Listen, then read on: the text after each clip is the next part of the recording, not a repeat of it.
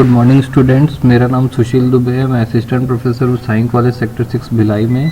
और आज का जो लेक्चर है उसमें हम एमएस एक्सेल के डेटा टाइप को कवर करेंगे। ये बीसीए फर्स्ट ईयर का जो पीसी सॉफ्टवेयर का जो सब्जेक्ट है उसका यूनिट 2 का पार्ट है।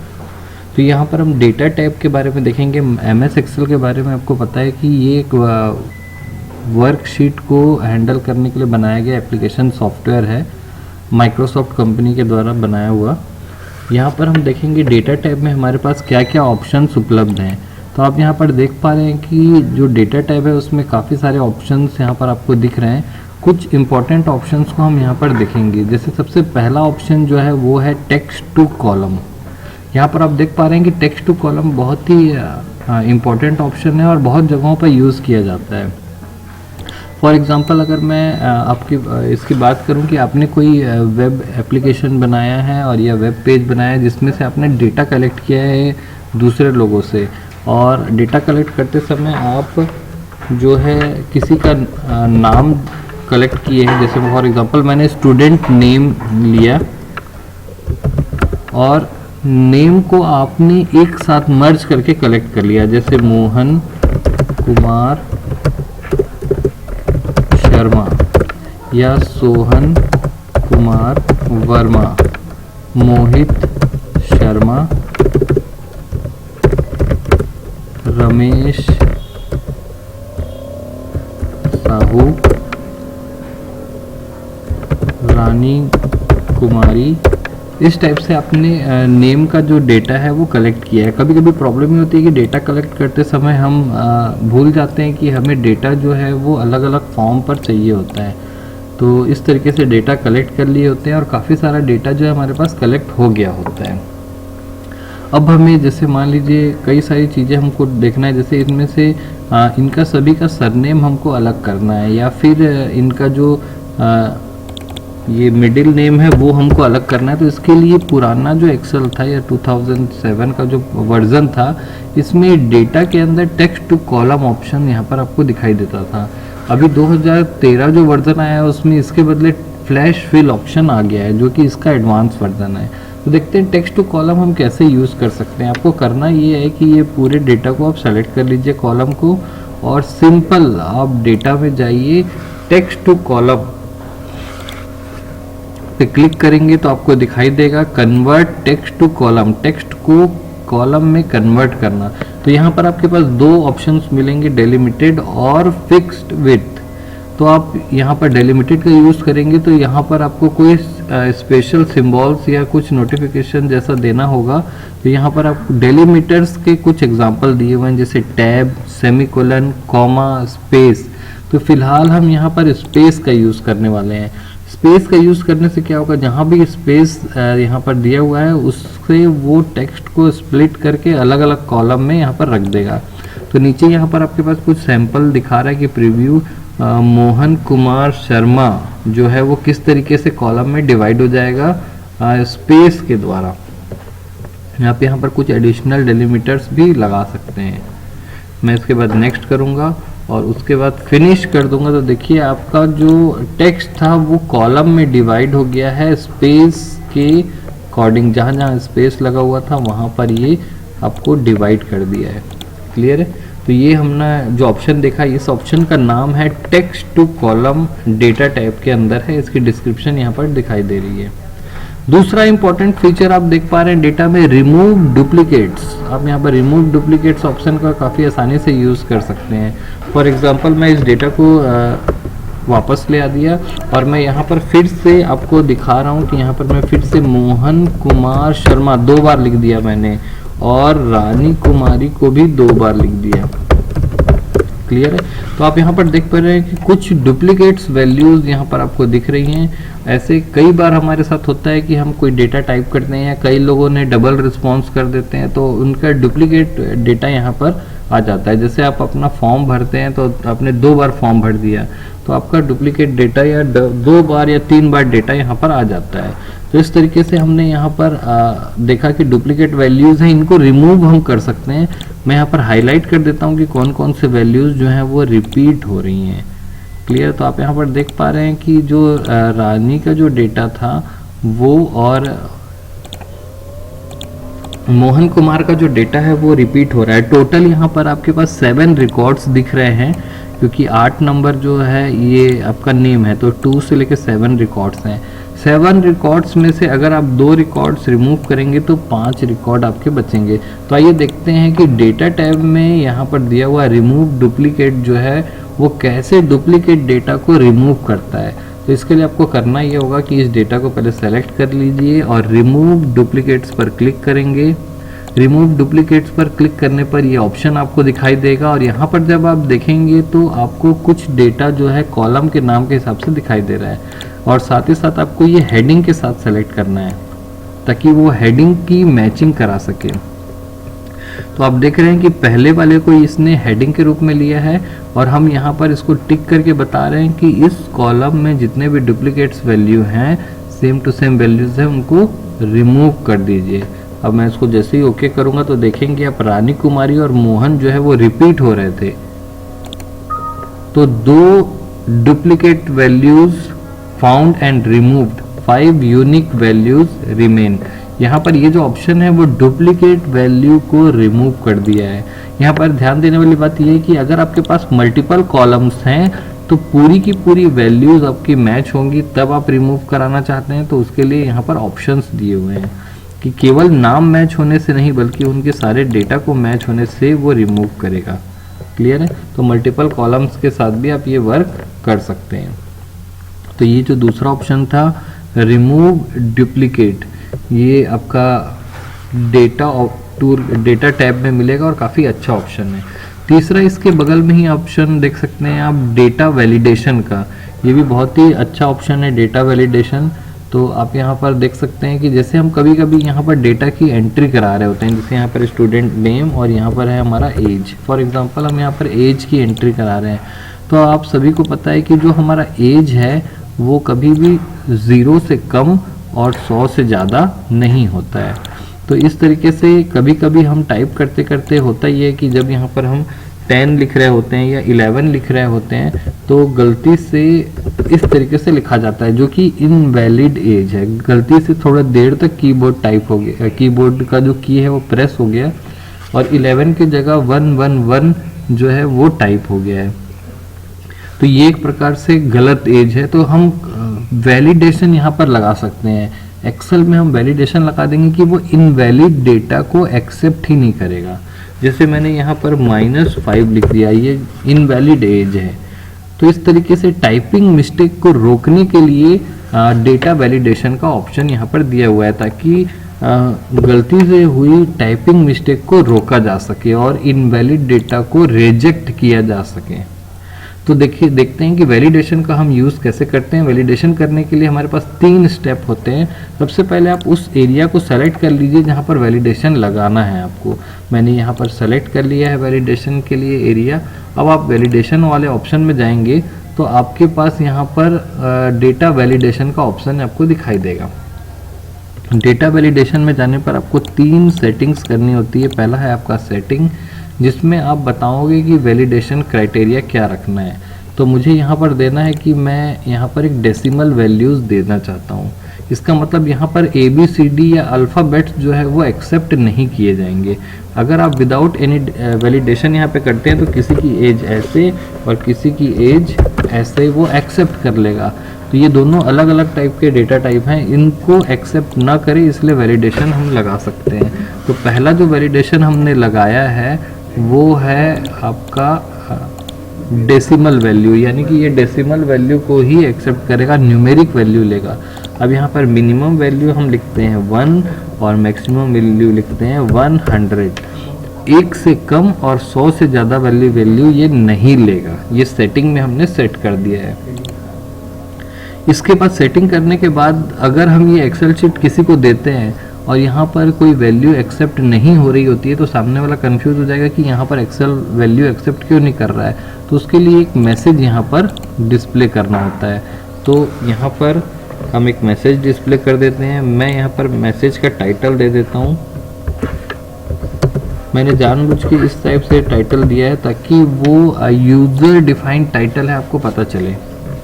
और यहाँ पर मैं लिखा please enter age between 1 to 100। इस टाइप से मैंने मैसेज दे दिया है ताकि यूज़र को पता चले या डेटा एंट्री ऑपरेटर को पता चले कि यहाँ पर जो डेटा अगर नहीं ले रहा है तो उसका कारण ये वैलिडेशन है।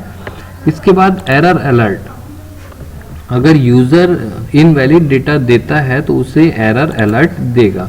तो यहाँ पर हम एरर के लिए कुछ एक एरर के ऑप्शंस ले सकते हैं, यानी कि ये उसका इमेज आइकन ले सकते हैं। और टाइटल में मैं फिर से लिख देता हूँ यहाँ पर, और यहाँ पर लिख देता हूँ मैं इनवैलिड एज। ठीक है, उसको एरर भी डिस्प्ले होगा ताकि सामने वाले को पता चले कि यहाँ पर एरर आ रहा है या क्या मैसेज है, ये यूज़र डिफाइंड है, आप कुछ भी दे सकते हैं। तो देखिए जैसे मैं यहाँ पर एंटर करने के लिए आ रहा हूँ तो यहाँ पर कोई मैसेज नहीं कर रहा, लेकिन यहाँ पर जब मैं आता हूँ तो एक मैसेज आता है जिसमें टाइटल में साइन कर लिखा है please enter age between 1 to 100। तो मैं 2 यहाँ पर दिया, एक्सेप्ट कर लिया, क्लियर है। अब मैं यहाँ पर 100 दे रहा हूँ, एक्सेप्ट कर लिया, लेकिन 101 देने पर ये एरर मैसेज देगा इनवैलिड एज, और एक्सेप्ट नहीं करेगा डेटा। दूसरा, मैं यहाँ पर अगर इस तरीके की वैल्यू लेता हूँ तो भी एक्सेप्ट नहीं करेगा। और तीसरा, अगर मैं 1 से कम वैल्यू देता हूँ यानी कि नेगेटिव वैल्यू देता हूँ तो भी एक्सेप्ट नहीं करेगा। इस तरीके से टाइपिंग के वजह से होने वाली गलतियों को रोकने के लिए हमने ये वैलिडेशन ऑप्शन लगाया। वैलिडेशन आपके डेटा टैब में है और यहाँ पर 3 सेटिंग्स हमको करनी होती है। तो चलिए यहाँ पर सबसे पहले हम वैलिडेशन को क्लियर कर देते हैं।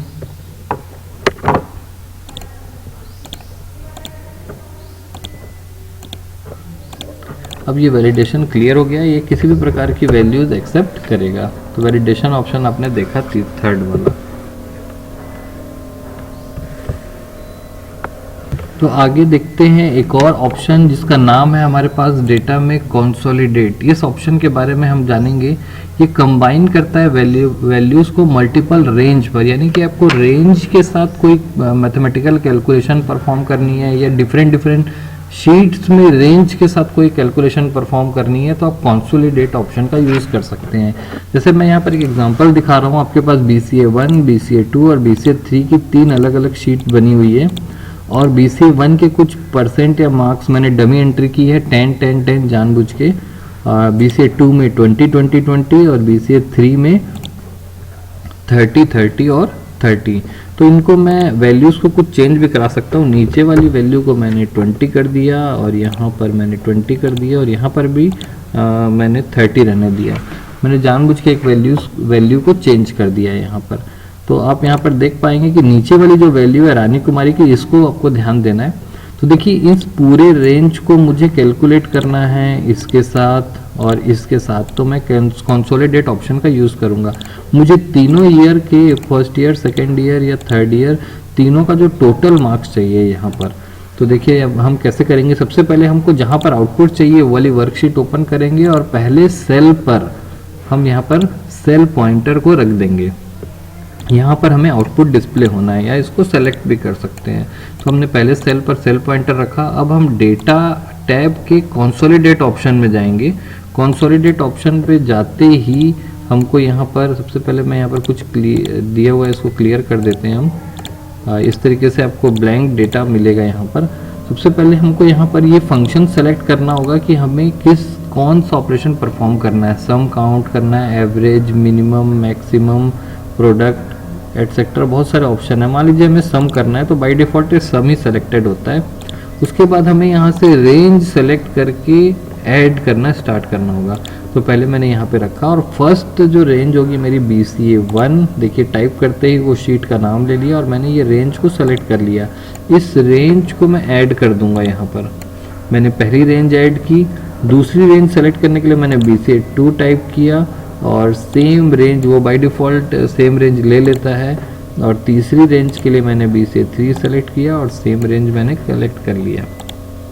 तीनों रेंज ऐड करने के बाद मैं यहाँ पर जैसे ही ओके करता हूँ तो आप देखेंगे कि जो ये टोटल वाला है इसमें यहाँ पर आपको टोटल मिल गया है, ये 60 प्लस 60 प्लस 60 और ये लास्ट वाला 70 आया क्योंकि हमने यहाँ पर 20 लिया था। तो इस तरीके से डिफरेंट वर्कशीट या डिफरेंट लोकेशन पे रेंज के साथ कैलकुलेशंस करने के लिए आप कंसोलिडेट ऑप्शन का यूज़ कर सकते हैं। चलिए डेटा टाइप का एक नया ऑप्शन देखते हैं जिसका नाम है, आपको यहाँ पर देखने के लिए मिलेगा गोल सीक। तो गोल सीक वाले ऑप्शन को भी हम देख लेते हैं। गोल सीक देखने के पहले कुछ छोटे मोटे ऑप्शंस हैं वो भी हम यहाँ पर देखेंगे। जैसे हमारे पास है ग्रुपिंग, अनग्रुप और सब टोटल। क्लियर है? तो गोल सीक ऑप्शन हम देखते हैं। गोल सीक ऑप्शन जो है इसको रिवर्स इंजीनियरिंग या रिवर्स कैलकुलेशन के नाम से भी जाना जाता है।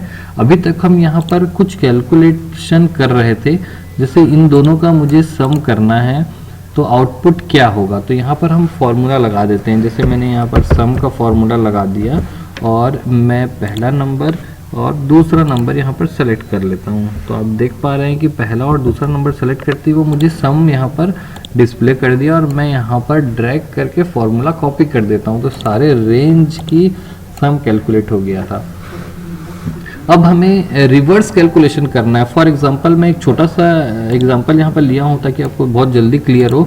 मैं चाहता हूँ आउटपुट हमें यहाँ पर 100 चाहिए, तो यहाँ पर कौन सी वैल्यू होगी, यहाँ पर जो 34 है उसके बदले कौन सी वैल्यू होगी कि आउटपुट हमारा जो है वो 100 आ जाए।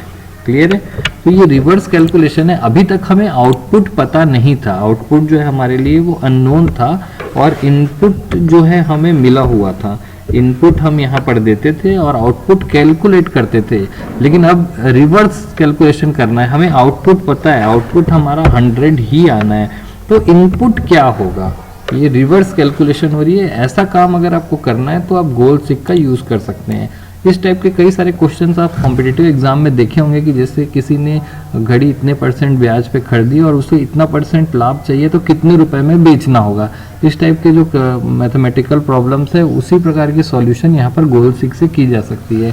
तो उसका एग्जांपल हम देखते हैं कि यहाँ पर हमको 100 चाहिए, तो इसके जगह पर कौन सी वैल्यू होगी। तो हम आसानी से कैलकुलेट कर सकते हैं कि यहाँ पर अगर 40 अगर होता है यहाँ पर, तो यहाँ पर 100 आ जाएगा। हमें आंसर पता है, बट गोल सीक से इसको ला करके देखेंगे कि कैसे यहाँ पर आंसर आएगा।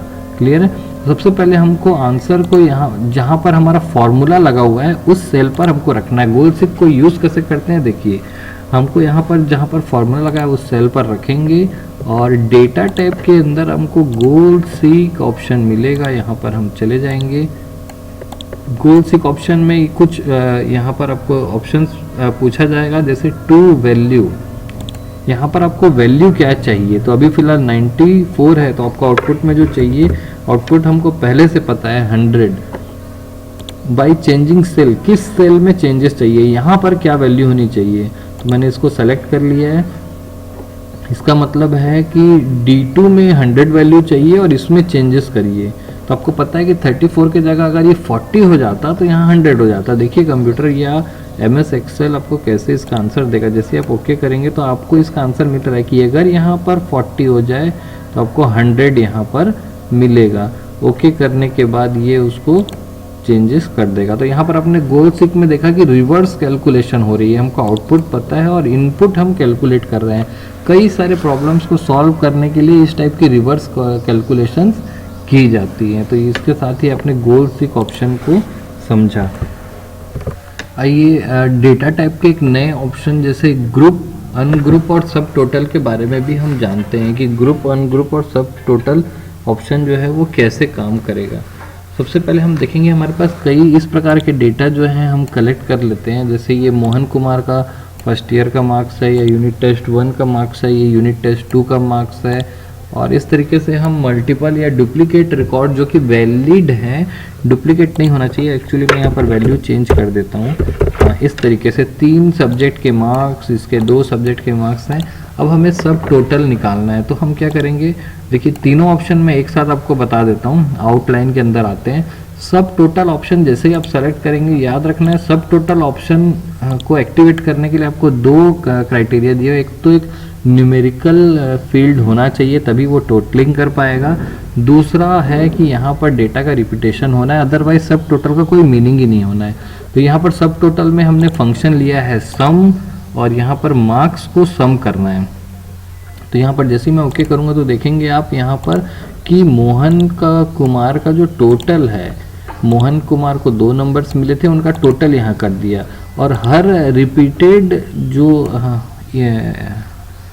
एंटिटी होगी उसके बाद उनका टोटल और लास्ट में ग्रैंड टोटल यहाँ पर डिस्प्ले कर देगा। और यहाँ पर आप देखिए इनको ग्रुप भी कर देता है, ये ग्रुपिंग ऑप्शन भी है। इनको ऐसा अनग्रुप करके मोहन का टोटल, मोहित का टोटल और ग्रैंड टोटल, और इसको अनग्रुप भी कर सकते हैं। तो ये एक प्रकार का ग्रुपिंग और अनग्रुप ऑप्शन भी है। तो सब टोटल ऑप्शन आप कई बार यूज़ कर पाएंगे जब आपको इस तरीके से कैलकुलेशंस करना होगा। अब हम देखते हैं कि शो और हाइड ऑप्शन है, वो भी इसी प्रकार से है। ये आपका देखिए ये हाइड ऑप्शन है, देखिए माइनस और ये प्लस। तो आप इसको सेलेक्ट करेंगे तो इसमें माइनस करने से ये हाइड हो जाएगा और शो करने पर ये डिस्प्ले करेगा। तो शो हाइड ऑप्शन भी आपने देख लिया। ग्रुप एंड अनग्रुप भी देख लेते हैं। हम यहाँ पर कुछ पुराना डेटा ला करके देखते हैं कि ग्रुप और अनग्रुप हम कैसे करते हैं। ग्रुप ऑप्शन तभी आपका वर्क करेगा जब आपका डेटा जो है इसमें कोई ना कोई एंटिटी रिपीट हो रही है, उनको ग्रुप कर देता है वो।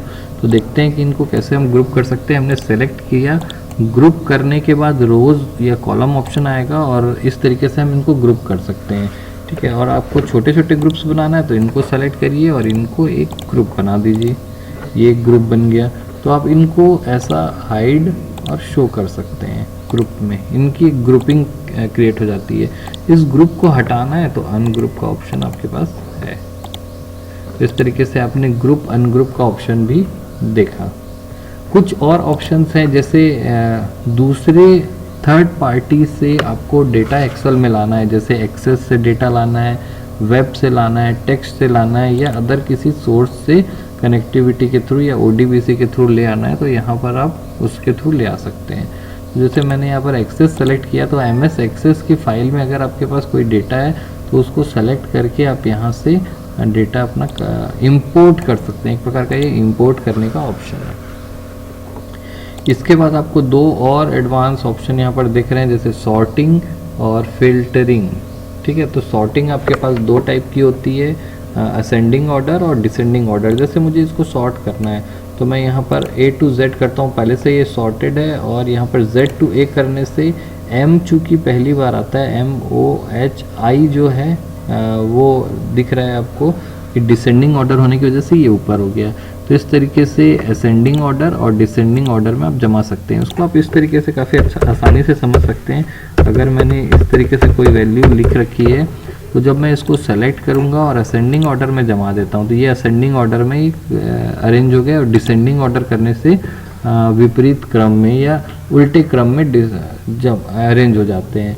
अगर मल्टीपल कॉलम्स आपके पास हैं तो आप सॉर्टिंग ऑप्शन का यूज़ कर सकते हैं, और ये एडवांस सॉर्ट ऑप्शन है। आप चाहें तो मार्क्स के अकॉर्डिंग उनको सॉर्ट कर सकते हैं। तो जिनका मार्क्स सबसे कम ज़्यादा होगा उनके अकॉर्डिंग ये सॉर्ट हो जाएंगे। तो आप देख रहे हैं कि 10 वाले, फिर 12 वाले और 13 और 20 वाले जो हैं वो इस तरीके से अरेंज हो गए। इनको हम बोलते हैं कस्टम सॉर्ट ऑप्शन। इसी प्रकार से आप फिल्टर ऑप्शन भी यूज़ कर सकते हैं। फॉर एग्जांपल मैंने यहाँ पर फिल्टर अपने आप में एक बहुत बड़ा एरिया है, इसके ऊपर अपने आप में काफ़ी बड़ी वीडियो बनानी होगी, बट शॉर्ट में मैं यहाँ पर बता दूँ कि फ़िल्टर ऑप्शन आप लगाते ही यहाँ पर आपको इस तरीके से ऑप्शन आ जाएगा, और यहाँ पर आप फिल्टर कर सकते हैं। फ़िल्टर कई टाइप के होते हैं, जैसे नंबर फिल्टर्स हैं, इसमें कई सारे ऑप्शंस दिख रहे हैं आपको। यहाँ पर आपको टेक्स्ट फिल्टर मिलेंगे, कई सारे ऑप्शंस दिखेंगे। इसी प्रकार डेट और टाइम के भी फिल्टर होते हैं, फॉर्मेट फिल्टर होते हैं। तो हम यहाँ पर सबसे पहले नंबर फिल्टर देखते हैं। अगर मैं नंबर फिल्टर लगाऊं तो मैं यहाँ पर देख सकता हूँ ग्रेटर देन ऑप्शन। मैं चाहता हूँ कि उन लोगों का नंबर ही डिस्प्ले हो जिनका नंबर 12 से ज़्यादा है, तो ग्रेटर देन 12। तो आप देख रहे हैं सिर्फ उन्हीं लोगों का नंबर डिस्प्ले हो रहा है, नाम डिस्प्ले हो रहा है जिनके मार्क्स जो है 12 से ज़्यादा है। तो इस प्रकार से फिल्टर ऑप्शन से हम अपने डेटा की छँटनी कर सकते हैं, छांट सकते हैं। जो डेटा की हमें ज़रूरत नहीं है उसको बिना डिलीट किए हम अपने डेटा को यहाँ पर डिस्प्ले करा सकते हैं, ताकि हमारा जो कन्फ्यूजन वाला एरिया है वो ना हो। इस प्रकार से हम फिल्टर को वापस लाना है तो यहाँ पर हम सेलेक्ट ऑल करके पूरी डेटा को देख सकते हैं। एडवांस फिल्टर ऑप्शन भी हमारे पास कई सारे हैं, उसको भी हम देख सकते हैं। तो इस तरीके से हमने डेटा टैब को आज कंप्लीट कर लिया है। Thank you.